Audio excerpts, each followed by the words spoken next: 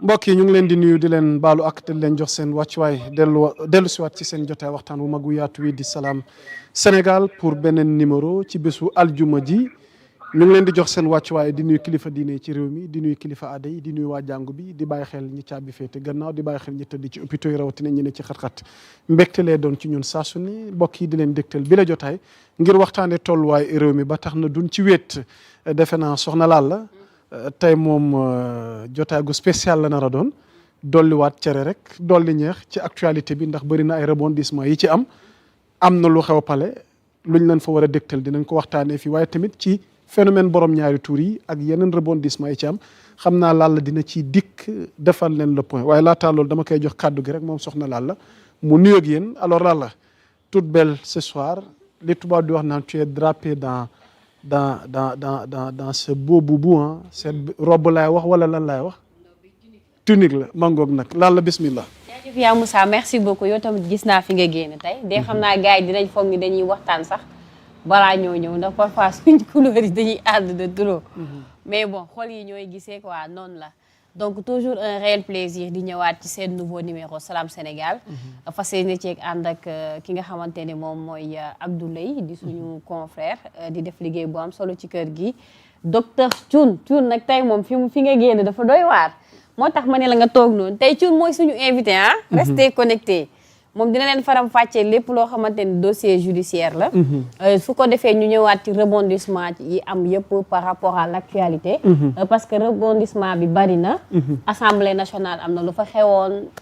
mbirum borom ñaari tur yi am na évolution lu jëm ci wàllu enseignant yi ndaje amoon na donc ak yeneen yoo xam ne yaa Moussa daal en tout cas mun nañ ko teg ci taabal ji waxtaanee ko bu ko defee sénégalais yi mën a xam lu nekk fan lañ ci toll macha allah amati na solo soxna Lalla ma ñëw ci Abdoulaye Ndiaye l'incontournable mon cher ami waaw ñu ngi lay dalal di la joxaat sa wàccu ay mbégte la saa su ne ñu sekk jotaay waxtaan wi di Salam Sénégal maa lay ziar yaa Moussa di wax mina seytaan rajim wa inni a'uuzu bika wa zurriyatahaa mina seytaan rajim rabbi a'uuzu bika min hamazaati sayaatiin wa a'uuzu bika rabbi an yahdur bismillahi rahmaani rahim maa ngi ziar di nuyu ñëpp di jiite ci ziar bi ak nuyoo bi alxalifatul am li taifatul muridiya al cheikh al mouhamadou al muntaxa Mbacké Bachir mu yóbbaale ziar bi ci mboolem xalifa yi nekk ci réew bu Sénégal gi yëpp moo xam Serigne Babacar Sy Mansour moo xam xalifa Fayda Tidianiya cheikh Mahi Ibrahima Niass Mouhamed moo xam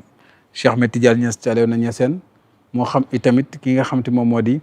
sëñ Assane Seck ca Canaba atum Amari Ndak Seck sëñ Ousmane Ngom ca Paal atum maam Rawhan Ngom waaye tamit ca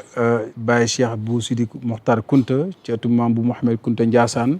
ak fii ci Cap Vert ak Serigne Mouhamadou Al Amin ibnu Serigne Babacar Laye ibnu Sina Limamoulahi Al Mahdi alayhi salatu wasalaam Al Muntazar ajibo dayala yaman sal jini wa insi ini rasulullah ilaykum bu yàggu lañ ko woote fii ci Yoff Wakaam Cambérène jàpp Ngor kon bu ñu nuyoo kilifa yi diine kilifa yëpp aada yi dañ ciy teg waa jàngu bi moo seigneur André Gueye ndax loolu mooy Sénégal gi ñu bokk mooy concorde nationale ak cohésion sociale ce qui nous unit est plus important que ce qui nous divise te yàlla may na Sénégal dal googu may na ko jàmm jooju may na ko mbokkoo googu wax taxsimiho bi abdillahi jamiha wala tafraxu mooy ci bu mu yàlla gi di mbokkoo te bañu féewaloo kon yàlla nañ ko yàlla defal ñu ziar ñëpp di ziar borom kër gi soxna madame Ndiaye di ko ñaanal jàmm ak kilifa gu mag gi yëpp ndax nag ku santu nit doo sant yàlla man lam yaskuru naas la yaskurullah ñu ngi ziar ñëpp kon di ndokkal ñëpp ci weeru sell wi bàyyi nga ziare dalal sunu kilifa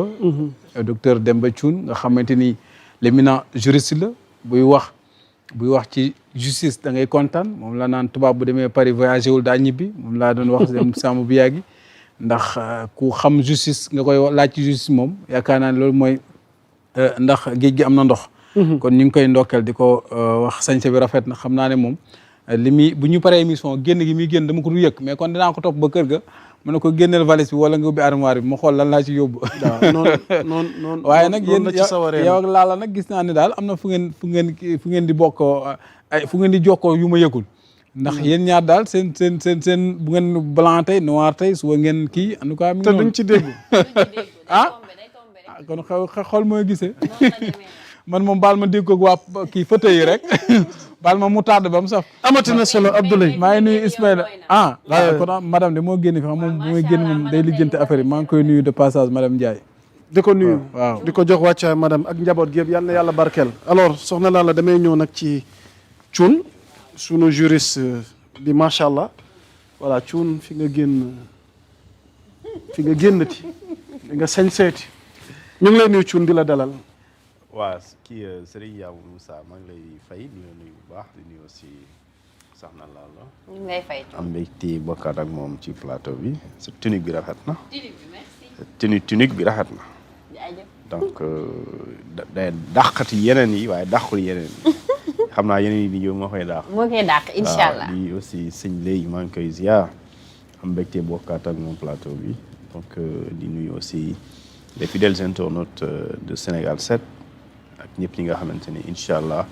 dinañu daf ci waxtaan bi wala plus tard dinañu seetaan li nga xamante moom mooy jotaayu tey bi di ñaan yàlla lu ñu fi waxtaanee mu amal nit yi njëriñ comme toujours. aussi ñu am lépp li tiyaaba yoolu weeru koor bi yàlla gën ñu ci ko fulal ci liñ ci def si njëmte aussi yàlla jéggal ñu ko yàlla aar suñu réew mi ba lépp luñ ci ragal mu sori ñu et lépp luñ ci séntu ci lu baax yàlla indi ko yàlla mën na ko yàlla def jërëjëf. jërëjëf alors soxna Lalla vite fait dafa mel ni acte contre nature un nouveau réseau démantelé mais dama lay bàyyi Lalla vite fait nga defal ñu le point. laataa ngee faram-fàccee xibaar gii nga xamante ni mi ngi nii sama kanam ci ab étudiant waaye dañ ci tuddwaale ab taskatu xibaar alors lan moo yeesati wala lan moo beesati ci xibaar gi ñeel mbiru borom ñaari tur yi léegi la wala tout à l'heure waaw liiral foofu kon ma tënk ko vite fait waaw laataa ñu balaa ngay ñëw def le point après ñu faram-fàcce ak Thioune la brigade de recherche de Faidherbe relevant de la compagnie de gendarmerie de Dakar a procédé au démantèlement d'un réseau de présumés homosexuels opérant à Dakar. À la suite d'une opération de renseignement menée à la Zac Mbao et à Ouakam, l'étudiant sénégalais O Sall et le restaurateur S.G. Prera, de nationalité franco-sénégalaise, ont été arrêtés respectivement avec des vidéos montrant des scènes de partouze. Dans le cadre de ces activités de renseignement, la brigade de recherche de Faidherbe a reçu des informations fournies par une fille ayant des personnes se présentant comme transgenre maanaam ci cadre activité renseignement bi waa BR Faidherbe dañu jot xibaar ci benn jigéen gi nga xamante ne dafa infiltrer groupe d'échange bi nag seen groupe bi il y a des personnes transgenres des lesbiennes et homosexuelles se faisant passer pour une personne intéressée. Elle a réussi à intégrer le groupe et à entrer en contact avec certains de ses animateurs. Un rendez-vous aurait ainsi été fixé dans un appartement situé à la Zac Mbao pour une séance de partouze impliquant plusieurs hommes et femmes. Informés de cette rencontre projetée, les gendarmes en civil ont mis en place un dispositif de surveillance et d'intervention. Le jour convenu, au Sall, 23 ans, étudiant à la FASEC, est arrivé le premier sur les lieux. Selon le dossier déposé sur la table du procureur et la République, il aurait commencé à contacter les autres participants. Toutefois, en raison de l'intervention des forces de l'ordre, ces derniers auraient renoncé à se présenter grâce notamment aux images et échanges récupérés sur le groupe infiltré. Les enquêteurs ont pu identifier formellement au Sall qui a été interpellé sur place. Les investigations se sont poursuivies et ont conduit les gendarmes au domicile de S.G. Prera. Am 35 ans, nekk restaurateur de nationalité franco-sénégalaise, domicilié à Ouakam. Ce dernier a également été appréhendé d'autres membres présumés du réseau, dont un journaliste d'une chaîne de télévision internationale, actuellement hors territoire national, serait identifié et activement recherché. Les investigations ont permis d'établir que les mises en cause entretenaient des contacts via des applications de rencontres et des réseaux sociaux, tels que TikTok, WhatsApp et Green. Lors de son audition, moom au Sall di étudiant bi, il a reconnu avoir entretenu à 3 reprises des relations intimes avec des personnes de même sexe, notamment avec un journaliste étranger rencontré à Dakar Plateau, avec S.G. Momo, Prera et avec un ressortissant français prénommé Jean. Il a déclaré avoir agi par curiosité en se présentant comme hétérosexuel. Il a admis avoir été acteur actif dans les faits qui lui sont reprochés et a exprimé des regrets selon des sources proches du parquet. De son côté, SG Préra a déclaré avoir adopté un comportement efféminé depuis l'enfance. Il a reconnu avoir commis un acte similaire en France avec un ressortissant sénégalais par le passé et avoir échangé avec plusieurs contacts étrangers via des applications spécialisées. Il s'est présenté comme un sujet passif et a soutenu, agi par curiosité. Xam naa dinañ ñëw ci ñi doon actif ak ñi doon passif voilà ci jargon borom ñaari tur yi. Les deux mis en cause ont indiqué ne pas appartenir à une organisation structurée tout en reconnaissant avoir été en contact avec des personnes évoluant dans le milieu LGBT. L'enquête a également révélé qu'il aurait entretenu plusieurs rapports sexuels non protégés selon des sources proches du parquet. Donc au terme de l'enquête, les gendarmes ont retenu à l'encontre de SG Préra ak Osal des faits qualifiés d'actes contre nature. SG Préra est en outre poursuivi pour transmission volontaire du VIH. Les deux mises en cause ont été conduits ce vendredi 27 février 2026 devant le procureur de la République près le tribunal de grande instance hors classe de Dakar. Une information judiciaire pourrait être ouverte pour la poursuite de l'enquête. Mor Mbaye Cissé ñu ngi koy jaajëfalati ndax ñaare exclusivité yi ni mel moom moo koy faral di amee donc Mor Mbaye ñu ngi lay jaajëfal ci xibaar googu noonu. Alors ci tënk donc brigade bu recherche bu Faidherbe bi la moom moo amal lii nga xamante ni moom mooy ci wàllu acte contre nature ak transmission volontaire de sida démantelé nañ benn réseau ab journaliste nag waxuñu kan la waaye tudd nañ ko ci tudd ci ab étudiant boo xam ne FASEG faculté des sciences économiques et de gestion lay jànge ak benn restaurateur boo xam ne franco sénégalais la dafa am soxna su infiltré seen réseau ci bi mu infiltré seen réseau ci la takk der yi am xibaar ci existence su maanaam groupe boobu noonu réseau boobu noonu ci lañ defee seeni investigation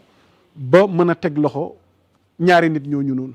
donc di leen xamal ni kat mbiru borom ñaari tur yi mi ngi dox di wéy la transmission volontaire de VIH sida bi mi ngi dox di wéy donc lii nekkoon xibaar goo xamante ni moom laa leen doon dégtal laataa ñuy dugg ci waxtaan bi la ma jox la kàddu gi nga def le point laataa ñuy ñëw ci biir waxtaan mais dafa mel ni sunu jëwriñ sunu soppeek bopp jëwriñ Diassé il est de la partie ce soir namoon ngeen ko namoon nañ ko boobaak léegi ma nga woon bitim réew alors jëwriñ yàlla mi dara teewul mais la talak fekkee ba nga ñibbisi nga fas yéene ànd ak ñun tey ci sa numéro bu njëkk mbégte lay doon ci ñun saa su ne ñu ne dalal ci kër gi ñu jox la nga nuyoo laataa nag ñu ñëw ci laal la war a xuus ci biir waxtaan wi bismillah jëwriñ Diassé. waaleykum salaam. waaw ziar na. ñu leen di bëggee bu wér a wér. alhamdulilah. yaa ngi jëf jëwriñ maa ngi lay ziar alhamdulilah duggee ah. lay ziar nañ leen. ñuy ziar baax jëwriñ. di leen déwénati di leen baal àq di leen baalu àq. di ñaan yàlla baal la ñu baal ñu duggee ci koor gi ci bismillahi rahmaani rahim ñu génn ci ak alhamdulilahi rabil alamin yàlla nangul ñu sunu jaamu yàlla. di nuyu internetu Sénégal 7 yëpp national bi ak diaspora bi. di leen ziar bu wér a wér yaa Moussa kontaan bu baax pour retrouver waat groupe bi. ñoo ngi ziar bu wér a wér. macha allah di la ko delloo soxna Lalla. alors vite fait tu nous fais le point. waaw yaa Moussa merci beaucoup donc pour précision. réseau bi ngay wax nii lii tey la am. mooy tey vendredi 27 février 2026. alors damay ñëw d'abord ci rebondissement bi am ci dossier bu njëkk bi. maanaam dossier bi ñu doon wax ne amoon na 28 arrestations. donc actuellement ñu ngi ci 29e arrestation. dossier bi nekkoon ci loxo dikk. ci loxo dikk. bokkut ak non bii moo nekkoon ci brigade de recherche bu Kër Massar. bu Kër Massar ok. parce que dafa bëri ay dossiers. donc boobu rebondissement bi ci am mooy dafa amaat keneen benn charlatan bu ci teg loxo tey. d'ailleurs déféré nañ ko ba placé ko sous mandat de dépôt. charlatan nga wax. oui maanaam kuy ñaanalaate. njabarkat donc mi ngi wuyoo ci turu Serigne Niang d'ailleurs sax jur na polémique. parce que am na keneen kuñ ko jaawale woon ba commencé taf photom di ko jàllale ci réseaux sociaux ba après finalement moom dafa génn pour démentir. et foofu damay interpeller ku nekk ci sa responsabilité je pense que démb rek yaa Moussa ñu ngi koy wax ci plateau. parfois bu ñuy copier information nañu prendre le soin de demander des renseignements avant de passer à la publication parce que illustration d'image aussi dafa am ay risques yu ci nekk. si toutefois que tey source bi nga jëlee information bi amoo la bonne information. par exemple tey li am tey erreur la parce que tout simplement demoo nga gëstu ba xam est-ce que Serigne Niang boobu la ñuy wax waaw wala déet. étant donné que dafa tombé parce que waa ji Serigne Niang la tudd Serigne la dafay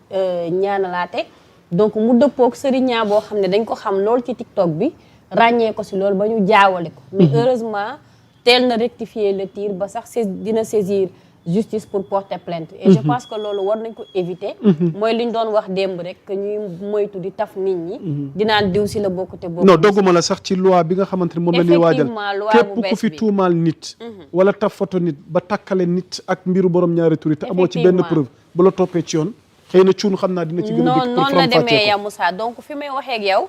29e personne bi arrêté nañ ko déféré ko placé ko sous mandat de dépôt donc ñoom seen dossier mu ngi ci 29 arrestation bu beer Kër Massar léegi dafa amaat section de recherche bu Saint-Louis ok léegi section de recherche bu Saint-Louis dafa démantelé waat beneen réseau boo xamante ne ñoom ñoo yore dossier boobu am na 8 arrestations dont 2 personnes porteurs du virus mais actuellement placé woon nañ leen en garde à vue ubbi woon nañ information judiciaire pour topp li nga xamante ne mooy processus de l'enquête beneen bi nga xamante ne aussi amoon na yaa Moussa parce que dossiers yi dafa bëri tellement que gars yi mun nañ ko fàtte am na ci boo xamante ne diggante Tivaouane Dakar Mbour mooy jama Diagne biñ fa jàppoon ba mu expliqué woon ba ñu jàppaat ay partenaires am ak yëpp ñooñ tamit pour rappel placé nañ leen sous mandat de dépôt donc mun nañu wax ne dossier yi jëm ci mbirum borom ñaari tur yi mun nañu wax ne war na toll une 50aine de personnes yoo xamante ne buñ ko totaliser ya Moussa arrêté nañ leen actuellement ñu ngi ci loxoy yoon macha allah en attendant ñuy xam taux bi carrément parce que bu dee dossier brigade de recherche bu Kër Massar 18 personnes xaw ma 19 la ñu waxoon ne ñoo am virus bi plus 2 yi ñu mujjee démantelé fële brigade de recherche bu section de recherche bu Saint-Louis puis dossier Pierre Robert bi yaa ngi rappelé wu boobu waa DIC ñoo ko yore amoon na 14 donc suñ ko totalisé mun naa wax ne sax 20aine de personnes mun nañu wax ne si ñu arrêté jot nañu am li nga xamante ne moom mooy feebar bi yaa Moussa loolu mooy le point bi ñu mën a def par rapport ak boobu les dossiers alors defe naa soxna Lalla charité bien ordonnée tey du ma ne kiñ ko waroon a njëkk a tàmbale muy cuun jëwriñ dañ ko naamoon cuun internet yi dañ naamoon jëwriñ xam naa nag moom dañ lay bàyyi kàddu gi su ko defee nga defal ñu le point d'abord phénomène bi coow li yaa ngi ko doon dund à distance tey yàlla mi dara teewul ñëw nga ñu ne déet waay yëf yi di gën a dolleeku transmission volontaire des célébrités yi ñuy tudd coow li d'abord sa njàngat ci coow li ak it phénomène bi en tant que tel parce que ci biir waxtaan tam bëgg nañ am sa njàngat ci li nga xamante ni moom mooy loi bi nga xamante ni moom la ñuy waaj ban position nga ci am jëwriñ yow la ñuy amee yow la ñuy déglu bismillah jëwriñ waaw yaa Moussa moom comme ni ma la ko waxee woon rek ci téléphone waaw man affaire homosexualité bi nekkul surprise ci man ah bon waaw parce que man xam nga maa ngi dund dans le milieu de la mode te ku wax milieu de la mode wax homosexualité donc du surprise ci man quoi lenn rek moo xaw a nekk surprise mooy que feebar bi nga xamante ni moom feebar bi tamit du surprise parce que ñëpp xam nañ ni milieu boobu feebaru sida